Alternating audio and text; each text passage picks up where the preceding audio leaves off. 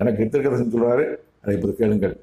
இந்த தேசத்தின் அதிபதியாகிய அந்த ஸ்திரீயின் நாமம் பூமியில் இராதபடிக்கு அறுப்புண்டு போகப்பட்டு விட்டது. இந்த தேசத்தின் அதிபதியின் ஆயுள் முடிவுற்றது. இந்த தேசத்தின் அதிபதியின் பாவத்திற்கு மரணம் கொடுக்கப்பட்டு விட்டது. 3 வார்த்தை அவ்வளவு நடக்குன்னு சொல்றாரு.